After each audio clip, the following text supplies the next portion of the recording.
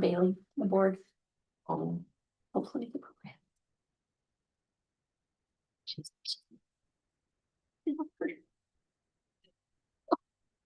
Madam Chair, we are live. Thank you, Mrs. DeGraw. We want to welcome all of you to our regular board meeting. We're a little behind schedule. Sorry about that. But we'll go ahead and call us to order, and Mrs. Rigby will lead us in the pledge. I pledge allegiance to the flag of the United States of America and to the republic for which it stands, one nation under God, indivisible, with liberty and justice for all. Thank you for that. The floor would be open for a motion to approve the agenda. Madam Chair, so move. Is there a second? Second. Those in favor? Aye. Any opposed? Motion passes. Thank you. Mrs. DeGraw, do you have any public comment? We have one, Madam Chair. Super. Mrs. Scott, if you want to join us at the podium.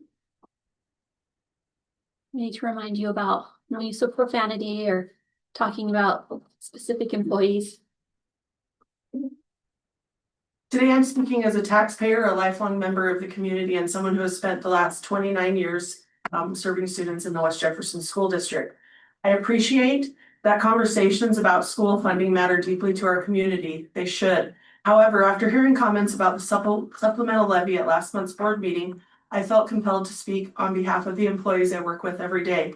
What many of us found discouraging was not the disagreement about a levy. Reasonable people can disagree. What was difficult was hearing dedicated employees reduced to percentages on a spreadsheet rather than being recognized for the work they do every day for students and families in this district. Many of the employees referenced have taken on responsibilities far beyond the positions they originally held. In small rural school districts, people wear multiple hats. They supervise programs, manage operations, solve problems, and often fill roles that would be handled by several employees in larger districts. Those additional responsibilities matter, and their time should be compensated for that. It is also important to remember that percentages can be misleading. A large percentage increase on a modest salary does not necessarily create a large salary. The reality is that most school employees are simply trying to keep pace with rising costs while continuing to serve in their communities. For years, our district has been transparent about how the supplemental levy supports employee compensation. That transparency creates accountability and reminds those of us employed by the district that our neighbors are directly investing in the success of our schools. The supplemental levy is not about enriching employees. It is about supporting the people who make our schools work. Teachers, support staff, administrators, bus drivers, custodians, and many others who serve students every day. I also heard concerns about employee turnover as a reason for not renewing the levy. People leave school districts for many reasons, but levies are not for those who leave. They are for retaining the people who stay and helping us to recruit and retain quality employees for the future. Across Idaho, supplemental levies have become an essential tool for local communities to support educational programs and staff beyond what state funding provides. And finally, most importantly, today I want to say thank you. Thank you to the voters who have consistently supported our schools.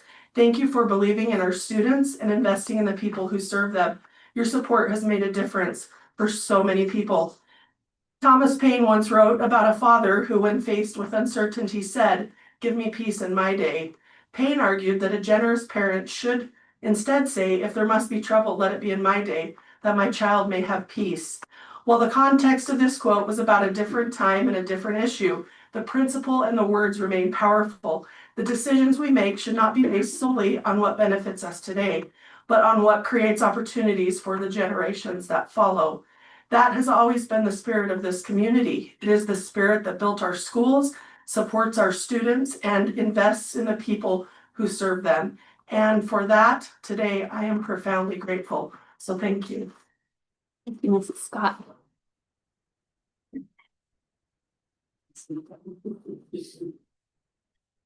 Okay.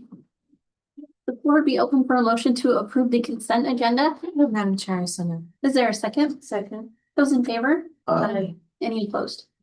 Motion passes. Thank you. Our first action item. Earlier this morning, we talked about the amended budget. There you go. So we did talk in our budget hearing, the amended budget. I don't know if there's anything else I really need to bring up, as the board was already aware of that and those that listened into it. So just for proposal, the district is looking for approval of the amended budget. The floor be open for a motion to approve the amended 25-26 budget. Madam Chair, I so move. Is there a second? Second. Those in favor? Aye. Any opposed? Motion passes. Let's see. We'll move on to the proposed budget. And again, we discussed that this morning. Just to reiterate the same thing that I said before, the proposed budget does have us projected to end next year at right around 600,000. Floor be open for a motion to approve the proposed budget for the 26-27 school year. Madam Chair, I so move. Is there a second? Second. Those in favor? Aye. Any opposed? That motion passes. Thank you. Right, third. Teacher negotiation. Oh, we have the fee increase. Oh, I'm just writing it on this one. So this is the one that's online as the official super. one, and so that's We'll yep, go to 7-3 next. 7.3. Just on the handout that we have here at the office Is different. is different. Okay, super.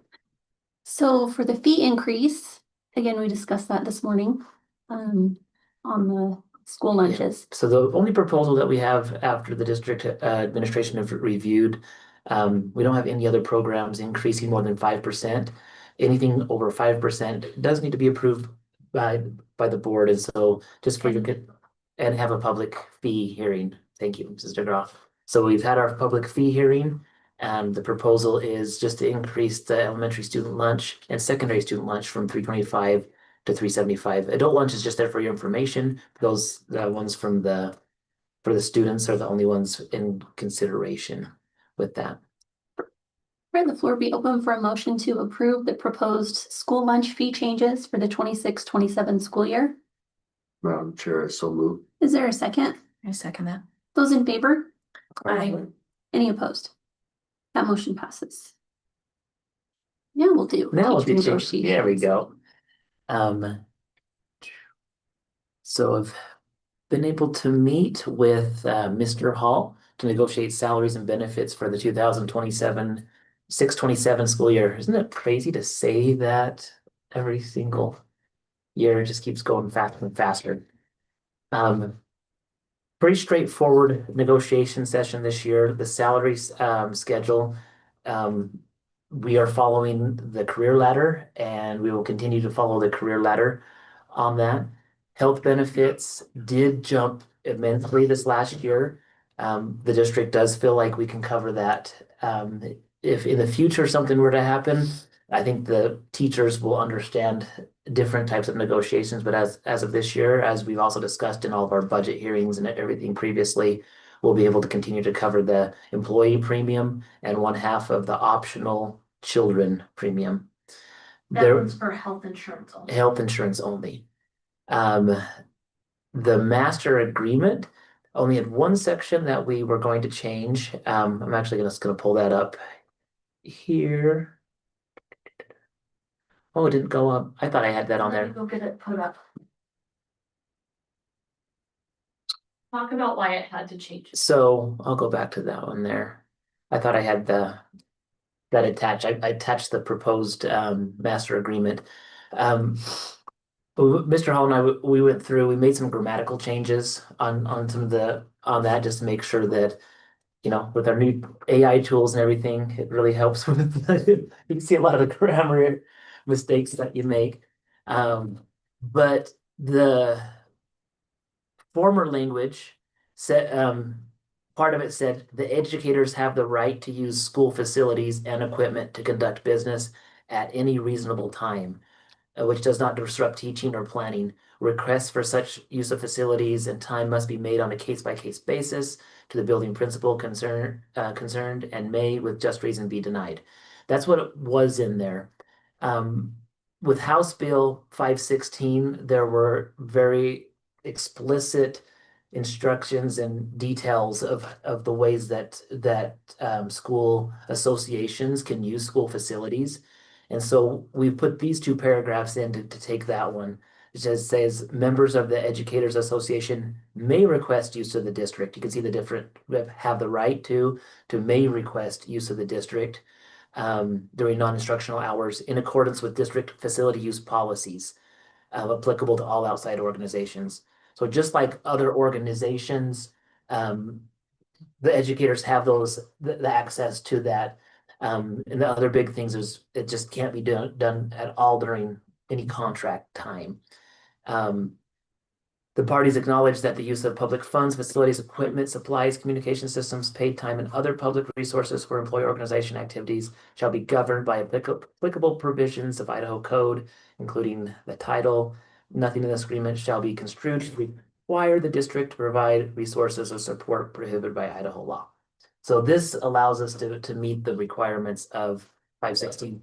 Our association was very supportive of this. They recognized the constraints and we're very good at that. Refresh.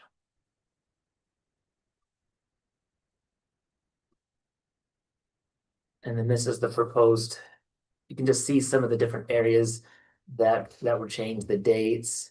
There's the two paragraphs that I just barely talked about. We went through and fixed a lot of things. I don't think there's anything else. We just wanted to verify that the contract days of the teachers is 161 days. At least 2 of those have to be prep time before the students come back. We have ample built into our calendar. The RIF, just as for your information, this is one element of our master agreement that has policy in it. And some districts have a lot of maybe their master agreements are bigger.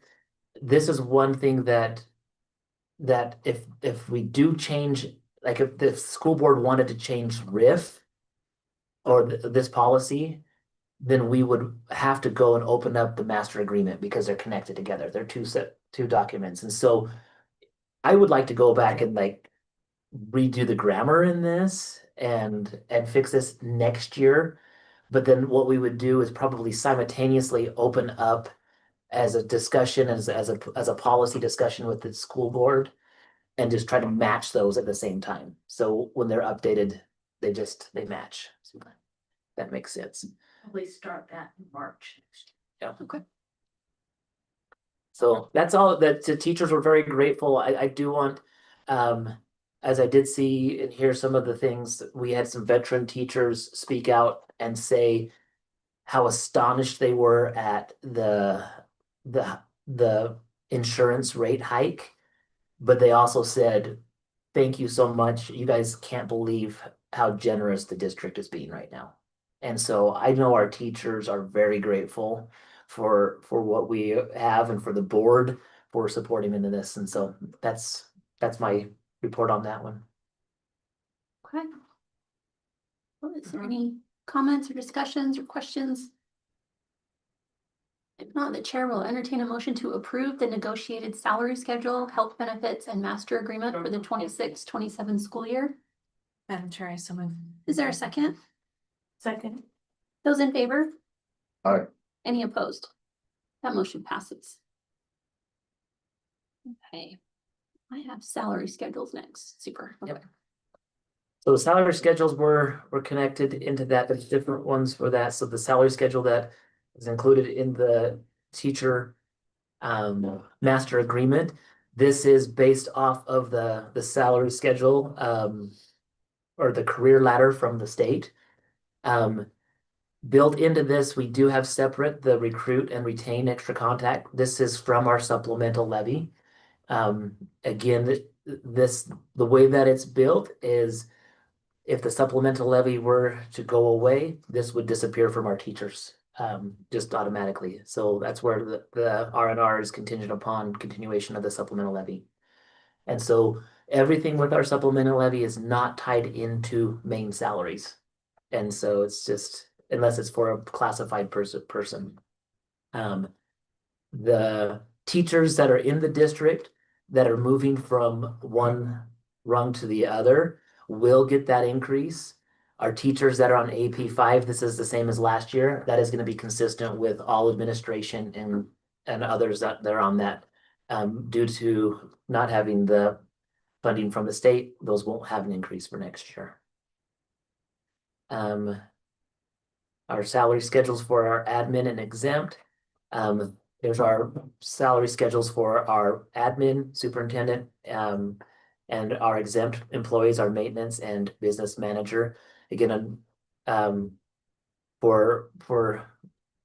I'm on here, but I wish we could give a raise to all of these individuals, and it does sadden me that we are unable to do that for them this year. And I hope that they don't feel like it's anything on how we feel as a district towards their work. So thank you to our admin and our exempt employees for that. And then our salary schedule for our classified, it's not changing because there was no funds given. We luckily a couple years ago we were able to increase these, but our classified employees will only see the small amount that gets changed over. And again, I'll reiterate the exact same with others. It's not anything that we have control of. If you listen during the budget hearing, things are going to be tight, and so we can only pass on what we can pass on. And so those are up for the board to approve or reject or table. However we want to do that. Is there any further discussion or questions on that? If not, the chair will entertain a motion to approve the proposed 26-27 salary schedules. Madam Chair, so moved. Is there a second? Second. Those in favor? Aye. Any opposed? Motion passes. Thank you. Next, we have contracts. So with the contracts that are being put up, this will allow, upon passage from the board, this will allow us to be able to offer contracts to our teachers moving into the next year. These contracts do have the certified extra day, extra duty, and supplementary contracts. Just for the board's information, the extra day contracts for our CTE teachers are not included in this one. That one will be put together and for a vote next month. We're in the process of just analyzing what they need and make sure we have that accurate count for those individuals. So the supplemental contracts, it consists of all the way from our athletic activities, coaches, all the different stipends through there. And our certified contracts would be for every teacher. Again, there's no names attached to these. We are a small community, so people would be able to say that, oh, I know who the superintendent is. That's what the contracts that would be offered. So, questions on anybody? Yes. Can you explain to me, the newbie, what is extra day, extra duty, supplementary? What are those again? So I'll just start with all of them. So thank you for that question. Okay. So a certified contract would be for a teacher with they're or an admin. We have to have certifications to be in this position. The extra day contract is the certified teachers have 161 days on their contract. Some teachers and counselors or other departments, however, they have extra duties outside of the regular contract that the district reimburses, or not reimburses, but pays them for. Okay. So a counselor who comes in during the summer to complete transcripts, different things, that is because it's extra days, it needs to be in a contract for them. And so they will get one contract for 161 days that they sign, and then they will be issued an extra piece of paper contract that has the amount of days that they are on.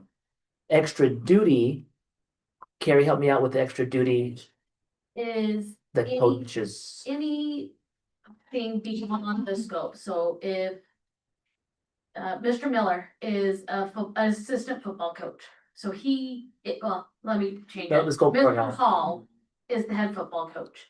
He's also a certified teacher, so he gets an extra duty contract that supplements his original contract. Okay.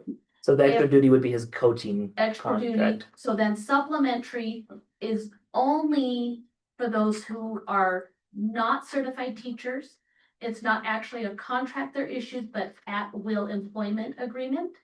So Mr. Miller signs an at-will employee agreement for football coaching. Mhm. It's not an actual contract. They only get contracts if they're also certified. Good Thank question. you. Good question. Any other questions or discussion? If not, the floor be open for a motion to approve the proposed 26-27 certified extra day, extra duty supplementary contracts. Madam Chair, so move. Is there a second? Second. Those in favor? Aye. Any opposed? That motion passes. All right, next we have purchases, spending, surplus approvals. And we do not have any, we can pass that on. We do have one out-of-state travel, for the next one. So our girls' basketball program does have an overnight, activity in Salt Lake City, that's in Utah at SLCC basketball camp, so Salt Lake Community College. They're gonna leave on June 15th, have the camp on the 16th, the camp on the 17th, and return on the 17th. Coach Miskin is unable to attend, so right now, girl players and female assistant coaches are the ones that are gonna be attending. Right now, it looks like the players are going to transport themselves. But the reason why I wanted to bring this up is in the event of a time where a coach is like, we don't want coaches transporting players in their own personal vehicles. We want them in district vehicles. To put them into district vehicles, we want to make sure that the school board has the opportunity to vote on that, yes or no for an out-of-state one. That's the reason why I'm bringing this to the board right now. Even though it's a summertime activity, it still kind of falls under the umbrella of our insurance and everything else. So the players are not transporting themselves then. Players would probably ride with a parent. They could, But if there are some players who can't. but if there's a parent player that needs transportation, then the coaches would do that. So when they go to things like this, whether it's in state or out of state, are players supposed to drive themselves They to can. those locations? They can. And that's it's a discussion that we haven't really nailed down in our district. And it changes from district to district, because I know like in Idaho Falls, when I used to umpire baseball games, the fields for a lot of those high schools at the time were at Tophus Park. They never brought a bus. The kids would drive from the high school over. You look at it saying, we don't have a policy saying that we must offer it to them, but if we do, we want to make sure that we at least have the approval of that activity. So you're asking for approval, but you don't know yet if anyone needs it? Yeah. Okay. Yeah, I am.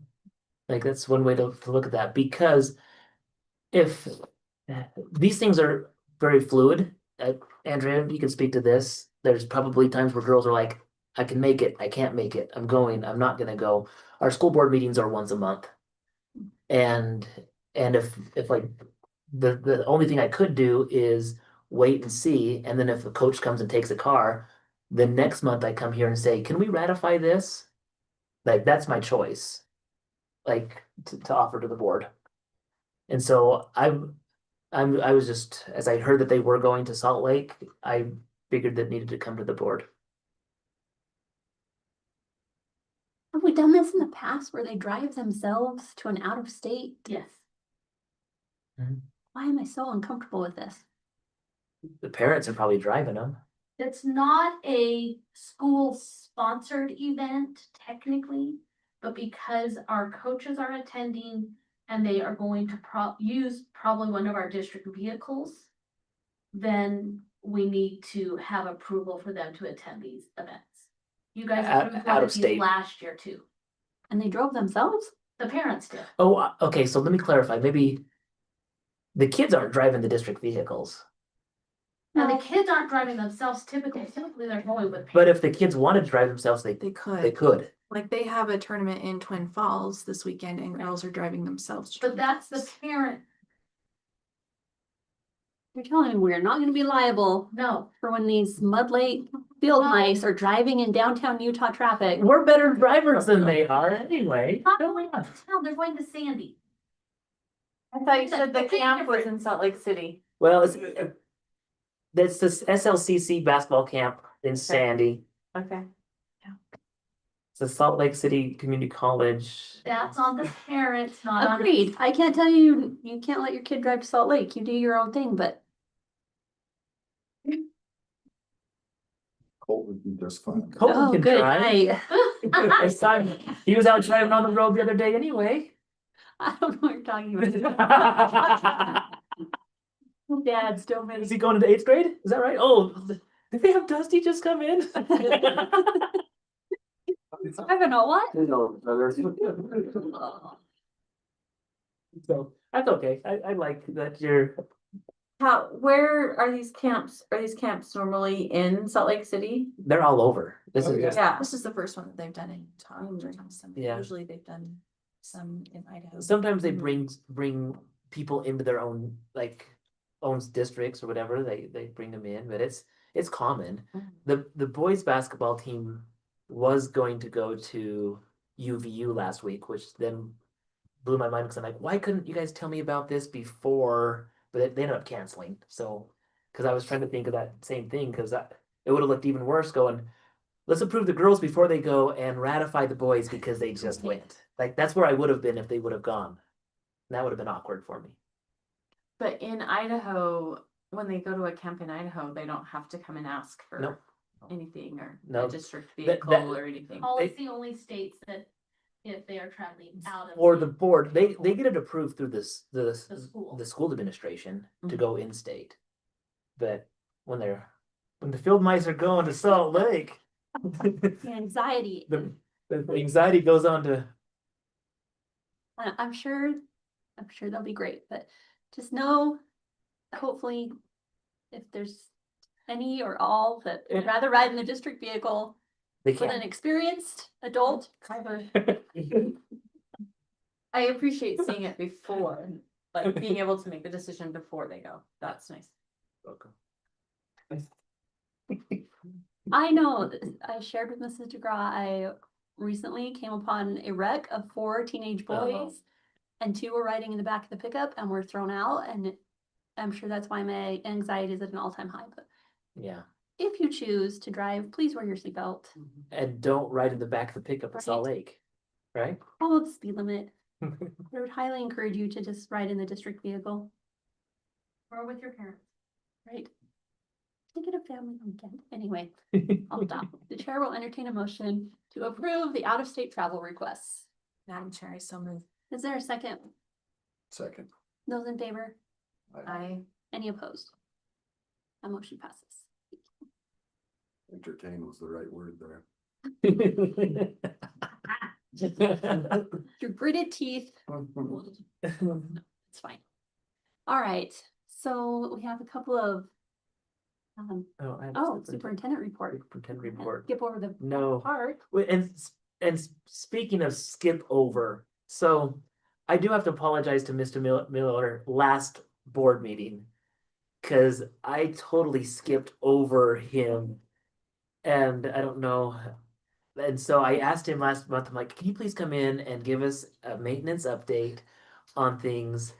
And he came in and I skipped over it. And then I saw him walk out at the end. I'm like, oh boy. So I'm gonna start There right we go. off I with like it. school environment and safety. Andy, thanks for coming in here. I just wanted to know if you could give the board an update just on we're talking about school environment, and we have a lot of projects going on here at the district. Give us kind of just a summary update. So everything is cruising right along.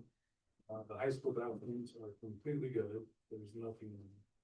The locker rooms, the changing rooms have all the new walls put up already, the new brick walls, everything's already put together in there. The plumbing is already going in there. so we're getting close to fixtures and finishes in there. Junior high, they started taking the fixtures and lights and everything out of there, ceilings, everything is same as the elementary, so they're starting to get over here and get going over there. It's kind of shocking to walk in there right now to see everything, because I mean, the tile on the floor, everything's gone. So it's just concrete floor and a couple walls that are. I didn't realize that we had like wood ceilings Yeah, in- up above the trusses. above the trusses in the bathroom and the locker, the room change rooms. Yeah, so they have drop ceiling in there below the trusses. That's where the sheetrock actually is for the ceiling, it's actually really cool looking if you go in there. Because it's obviously been preserved, because it's been protected its whole life, so it's very nice, new looking wood. I mean, it's really pretty cool. But everything's going really quick there. I'm talking to a new distributor I met with yesterday to provide us with toilet paper and paper towels and soap at a better cost. And one of the things they offer is brand new dispensers campus-wide. They will provide them and install them.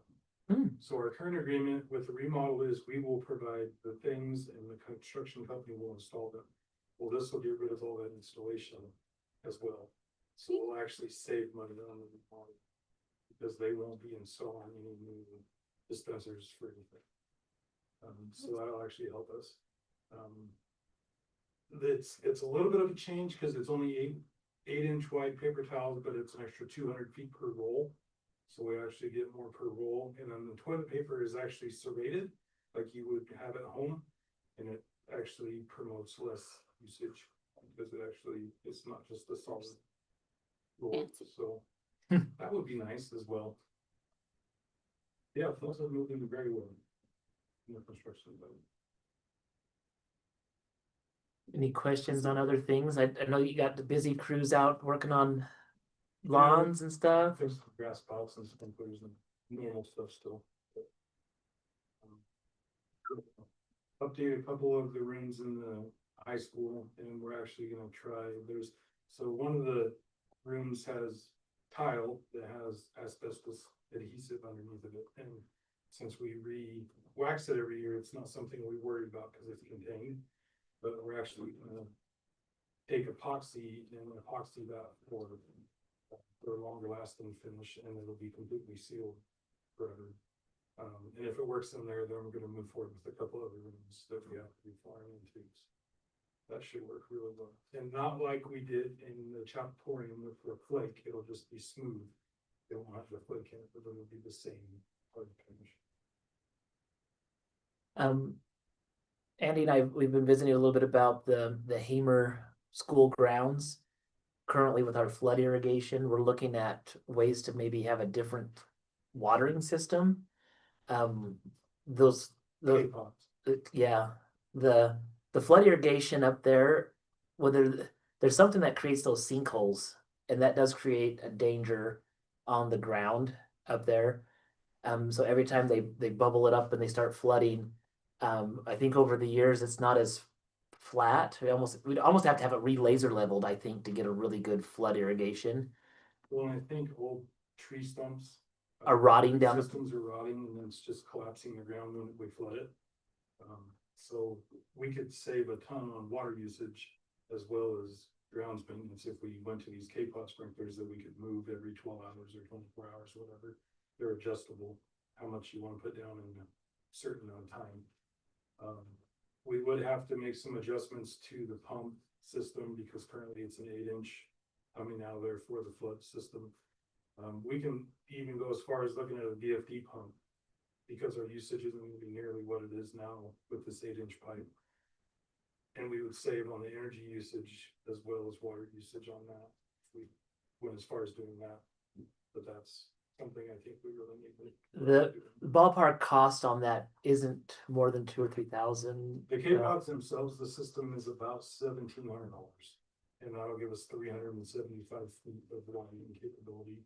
And currently, from the well house to the furthest point by the church, by the backstop, is 275 feet. So we'll be able to get to there and come back around a little bit. And then they each have about a 45-foot coverage on the pods, and you put 5 pods on the line, and you just hook them to the UTV or the lawnmower and drag them. And you just move them around that way. So that's one thing that we're looking at. Cause yeah, I do worry about those sinkholes that are created. Yeah, and then we have two more. Recent. This summer already, so.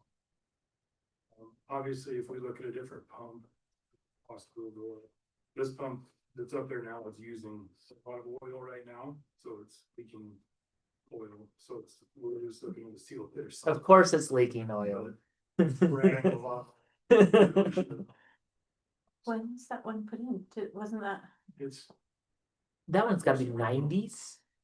I don't know, I took a picture of the tag on it, so I knew how many horsepower and RPMs and everything I would need to price a VFD pump, but there's not a date on it.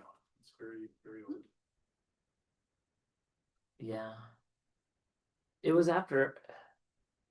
I think it was early nineties is when that Pump was put in? that pump house area was put there. 'Cause it was- Because we recently, the school district did something there with the well. It wasn't the irrigation. We're talking about the irrigation The pump. irrigation. Yeah, the other one is the freshwater pump Okay, and that thank stuff's all taken. Good.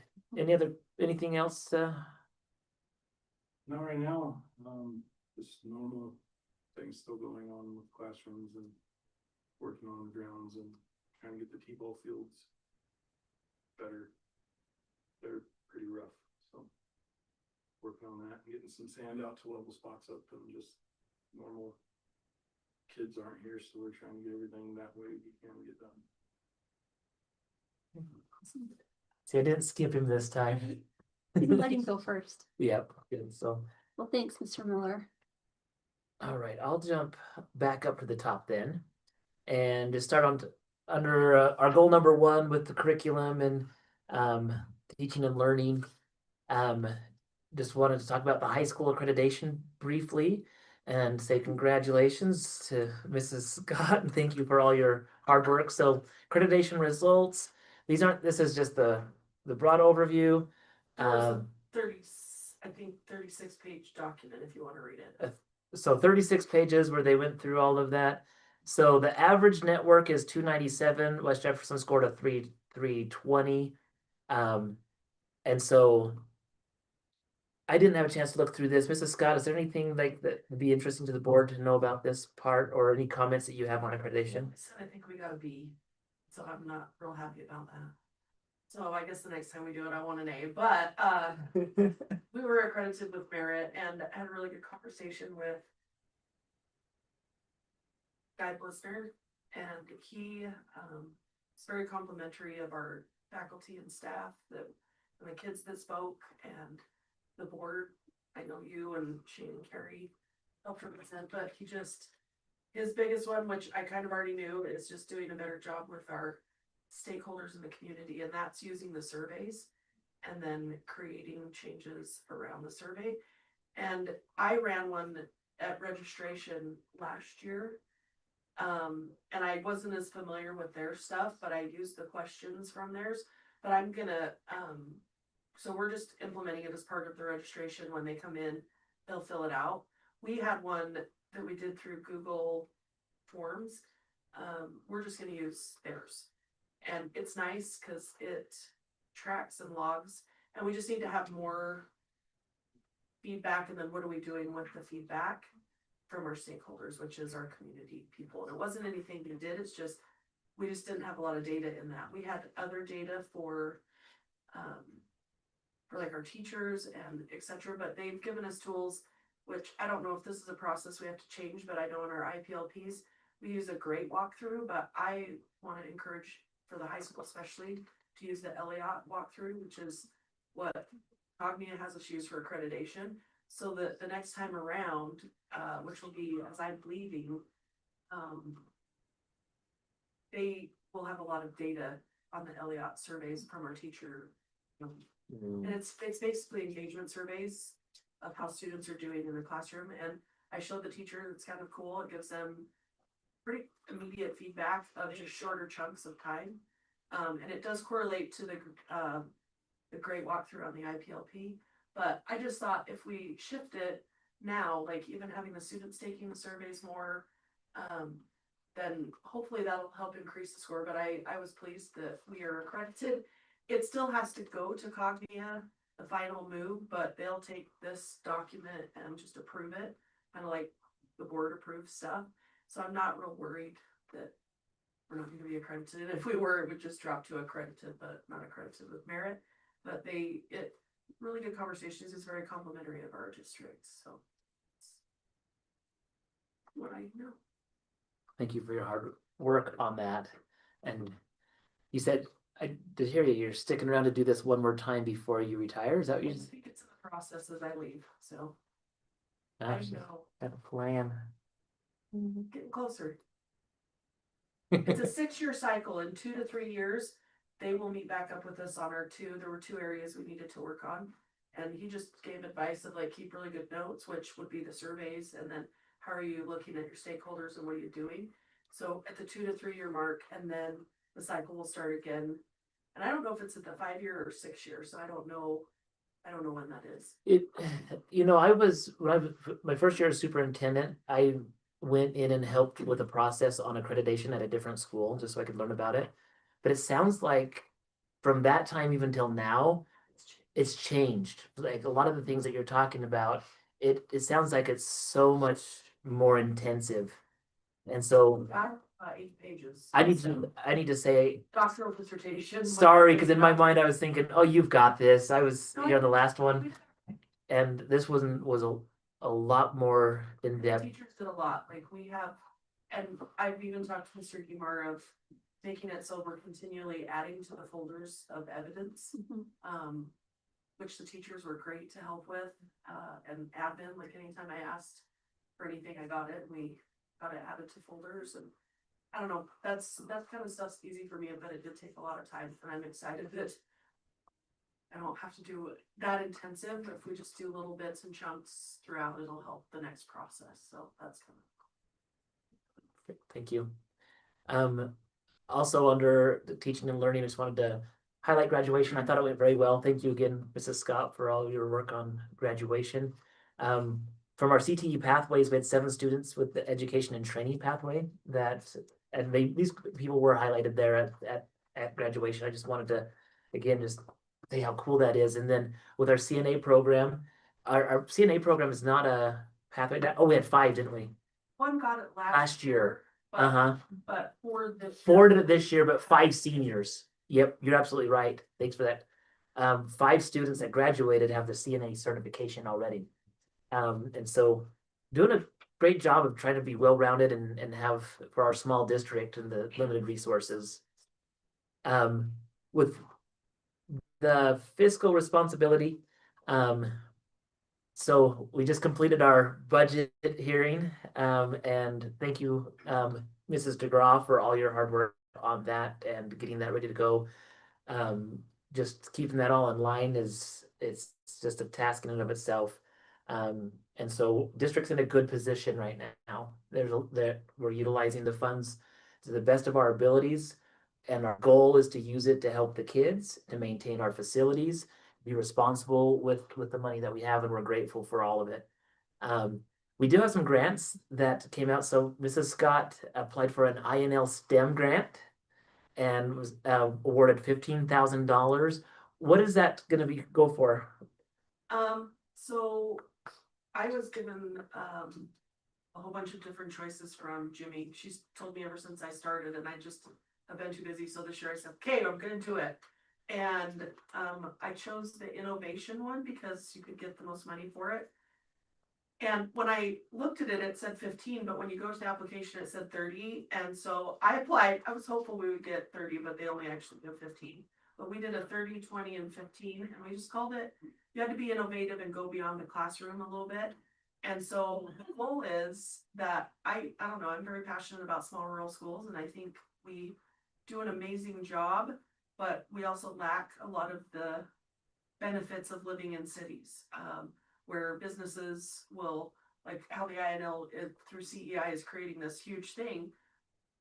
Kids could go to it in minutes if they live in Idaho Falls. We have to arrange like field trips and so the goal is that with the equipment that we get, and I talked to Mr. Packer and worked with him because he is our STEM teacher, and he likes to spend money, and he's doing some really cool things with STEM. I know that was just to get him some more money, but he does have to incorporate some elements into our elementary school, and so the high school kids will be doing some elements with the elementary.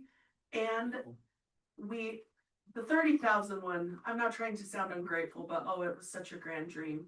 And we wanted to, so we're like, okay, with the 15, it's still gonna buy some really neat things, and we did it in different groups, like there's a coding group, there is, like he does a lot of 3D and digital printing, there is just, it's very hands-on maker stuff. And so we looked at Arco, Ledward, Clark County, is there another one that's close? Who am I forgetting? There's a couple that we proposed that we would then do some STEM nights, or maybe allow them to either come use our equipment or check out some equipment based on the grant. And we just have to decide, like, what are the parameters that we want to do for that.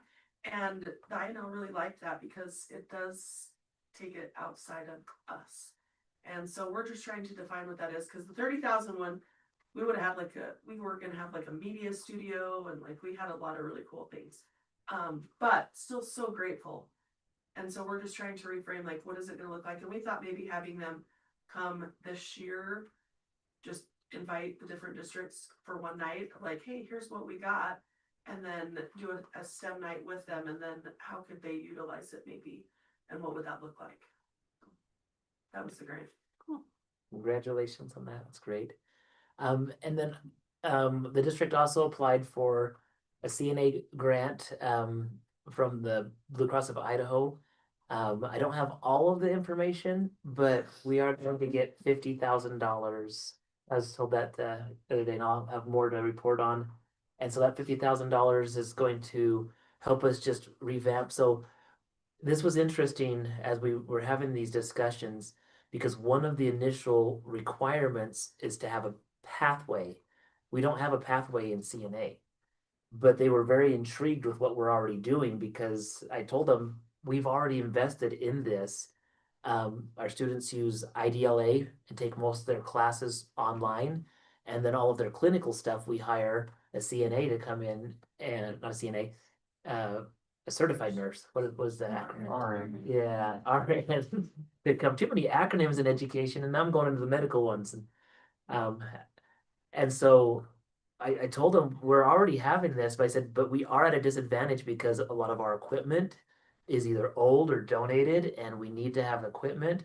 And so this fund will be able to help us remodel some of the classrooms back here that are the back part of the ALC, and turn them into the CNA section suite. What we're really gonna call it a suite.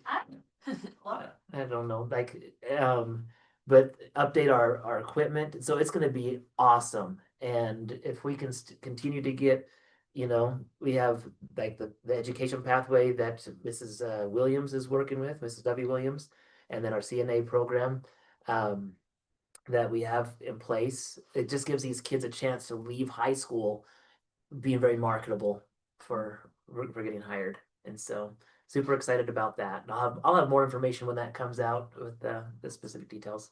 And just so you know, with our new and our kind of teacher turnover, but we do have a welding, construction, and a digital.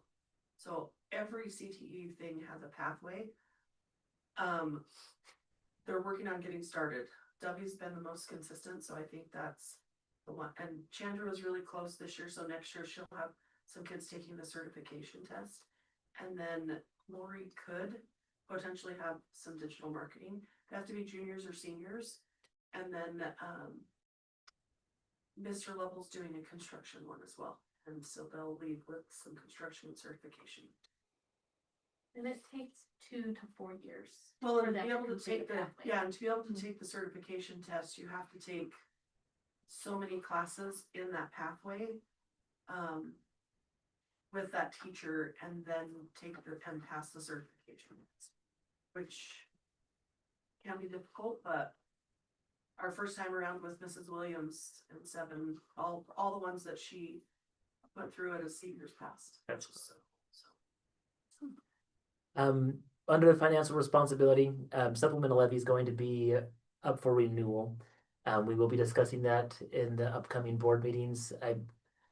I can't remember, Carrie, if it's by the July or August that we have to have that. I think the August one. August, the beginning of August. So the school board will have to approve or disapprove whether or not the school district goes towards a renewal. So as superintendent, I will be putting that together with Mrs. DeGraw, the proposal for the renewal. Right now, we are I'm gonna propose that we seek renewal in November. And that will just be a discussion going forward. And it's gonna connect to all of the different POM meetings and our budget hearings and the different things as you saw the different amounts and things like that on how the supplemental levies are crucial for us. Like that's what I will be sharing. I also will in the upcoming board meeting will respond to the patron input that came from last time. I know that was something that school board asked me to, where you guys were given a letter with different comments about the way that the school is operating. I will have a response to that from the school district's perspective. With community relations, communications, I just wanted to highlight the different groups that come in and use the ALC. We've always seen ourselves as wanting to be available for community members as much as possible to be able to come in and utilize our school facilities. We don't have the resources.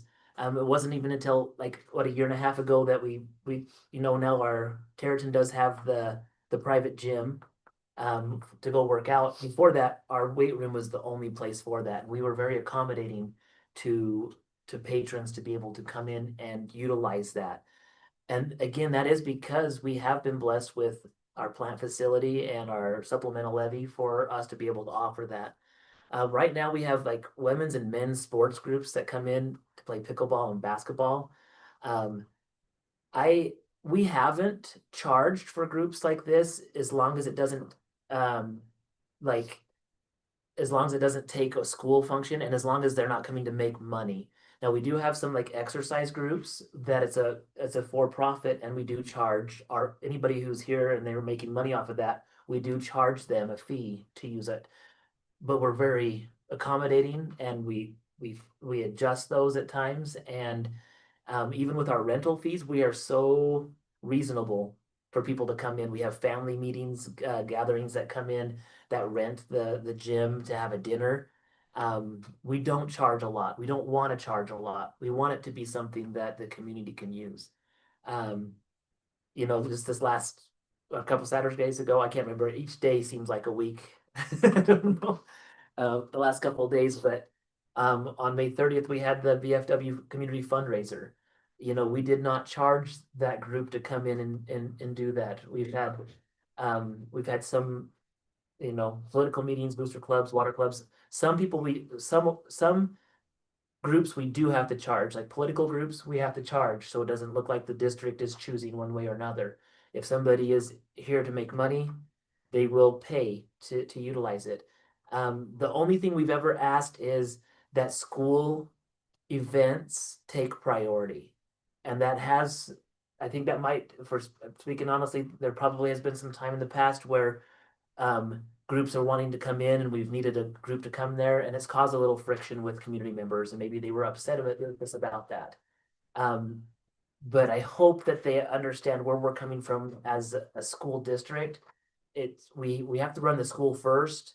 If there's a student event or a school team, not a little kid team, but a school teams will take precedence because this gym is, for them. That's kind of the hierarchy that we follow. But I just wanted to explain that so people can understand in the community, well, why do you do that? How are you doing that? I'm grateful to have them here. I want it to be used. It's not my building. It's our building. It's our community building. But it is, again, it's a school building first and then community second. And so I hope to continue having these groups come in And it's just fun to have them here. Another thing that's coming up really quick is July 3rd Hamer celebration at the fireworks. The district is going to provide a meal and organize, and we are going to be in charge of organizing the food vendors. And so in years past, it's kind of changed. The Lions Club, I think, started this. If we're looking at a history, Emily, jump in and help me anytime I misspeak on this.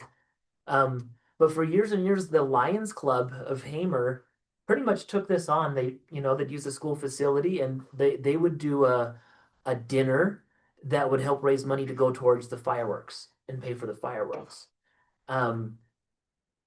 What I've been approached by community members that asked to say, can the school get back involved and have a meal for that? It would be a great opportunity for them to raise money for the school. A couple of years ago, the student council did do the meal for a fundraiser for them. The student council is not in charge of this one. This one's going to be a district led, which means Carrie and I, and we're gonna ask for some volunteer helps from people, because what we're going to create at the district is the Panther Pride Activities and Enrichment Fund. That's gonna be housed here at the district. And so all the proceeds that from the meal, our food vendors that go will pay $100 donation towards this fund to be able to sell on school property. If people don't want to sell on school property, I guess they can find a place in Hamer and sell, but if you want to set up your booth there on school property, they're going to pay towards this Activities Enrichment Fund. This is to help any kids that need like a scholarship type thing to help for pay to plays. But it's not just for athletics. It's going to be for band or clubs. That's one of the things where we do have like a booster club that helps with athletics. I wanted this to be available for so many different groups, and just be there for that. So I'm asking for volunteers to help serve the dinner between about 5:30 and 7:30 on the 3rd. I'm gonna send out a message to all of the different athletic organizations and ask kids, hey, if you want to come and do this. It's not a requirement for them to help volunteer to be eligible to receive these funds, but it is going to be the superintendent and district staff that help decide who gets this, who has that. Establish probably a Google form that just goes to Mr. Williams. And so the information is going to be kept confidential. So if somebody wants to apply for it, they can just apply through a confidential way. They don't have to come in, because it's hard to ask for money. I'm not good at it myself, and it's just we just want to be able to, utilize this to be able to help students and help kids going forward. So I don't know. All right, I've talked y'all to death, so let's All right. Does that finish up the superintendent? that is, I'm done. Okay. Good information. All right, Mrs. DeGraw, do you see a need for a special or work meeting in the near future? I don't know right now. Okay. Back to us. Our next regular meeting, I believe, is July 8th at 9 a.m. Yeah, it's gonna come quick. 9 for the executive session. Yes. 10 for regular meeting. Okay, super. And Debbie Critchfield is coming to Idaho Falls tomorrow night to the College of Eastern Idaho. They have been tasked with trying to update the funding formula. They did have a meeting in Boise already. I think she was actually sick, so she didn't get to attend, but from what I read, the consensus was go back to basing funding on enrollment rather than attendance. That's, as I was at my superintendent meetings, that's the only thing that's going to actually really, really help. The problem with that is it costs, I don't want to say it costs more than what we're getting. Like that's the thing, it actually funds it the way that it should. And I don't think, It's us based on every student. I don't think Just- the legislature is even gonna open the door on that because it's going to increase the price tag, not. Because when you fund it off of enrollment, going back to all of our conversations, your operational money actually goes up because you're funding it off of all of the kids that are actually here, not just a percentage of them. All the kids you're actually serving. Yes, Wild. and so it does, it, it is a bigger investment. And I guess I could wordsmith this, however, yeah, it's going to increase the amount of money that it's going to take to fund schools. But the premise is schools are already doing it with less, and we are gonna start struggling. There's always gonna be a need, but it just, Moment would make the budgeting process a lot. That's- easier. that's the thing about that I've shared is the budgeting is simpler. Yes, we'll get paid more, not paid like salary more. The district gets more for operations. But it's more clear, it's predictable. That's the part about it is it's predictable. So if you do an enrollment funding, then how, because I think the reason, my understanding is the reason they're doing it this way is to encourage attendance. And so does that take away that keeping students No. in the People seat? don't care no matter what. it doesn't, like the parents. It's a false thing to say encourage attendance because who's concerned about the funding? The parent or the school? It's It's the school. it's the school. And how is that going right now when I talk to parents about stuff? They do that whatever they want. It doesn't matter. Nobody looks at the school calendar. I guess what I'm before they take it. asking is how do we change that?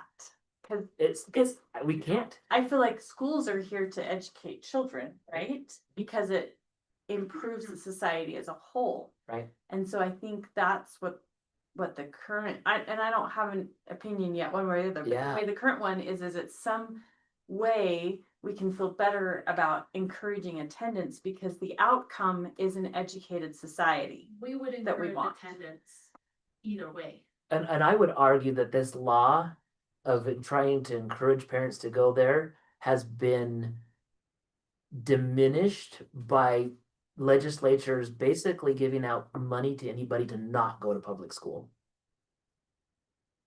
Because they're sending two different messages.